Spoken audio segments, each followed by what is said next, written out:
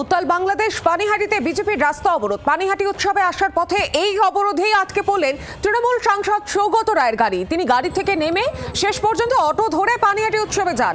সৌগত রায়ের দাবি যে বিজেপি তাকে আটকাতে চেয়েছিল, আর যা করছে খুব অন্যায় করছে। পুলিশ ধৈর্য দেখিয়েছে, তাছাড়াও তৃণমূল কর্মীরা গেলে এটা সংঘর্ষ হতে পারত। আমি সেটা চাইনি, হুঁশিয়ারি সৌগত রায়ের। আর এদিকে বিজেপির পাল্টা দাবি যে যদি এই ধরনের কোনো ঘটনা ঘটানোই হতো তাহলে শুধু পানিহাটি না, সারা বাংলা দেখত। জোর করে আসতে চাইনি, আমি তাই নেমে হেঁটে অটোতে এলাম। আমার উৎসবে 6টায় আসার ছিল, সেই সময়টাই অবরোধ করলো। খুব অন্যায় কাজ। 50 জন বিজেপির কর্মী ছিল আর টায়ার জ্বালিয়ে ওরা রাস্তা আটকাচ্ছিল।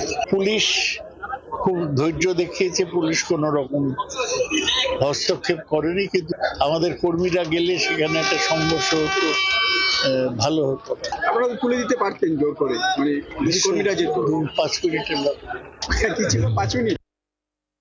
গাজায় যখন টেররিস্টদের ওপর অ্যাটাক হয় তখন সেটা নিয়ে আন্দোলন করা যায়। কাশ্মীরকে আজাদ করার জন্য ভারত থেকে, সেটা নিয়ে আন্দোলন করা যায়। কিন্তু একটা হিন্দু ভাইকে জীবন্ত জ্বালিয়ে দেওয়া হলো, নৃশংসভাবে হত্যা করা হলো, সেটা নিয়ে আমরা আন্দোলন করলে অপরাধ? ওনার সরকার তো এই মৌলবাদীদের বিরুদ্ধে কোনো আওয়াজ তুলতে পারবে না। অশান্তি হতে পারতো, আমাদের ছেলেরা যায়নি। আরে সাথে তো ছিল একজন, ছেলে পাঠিয়ে কি করবে?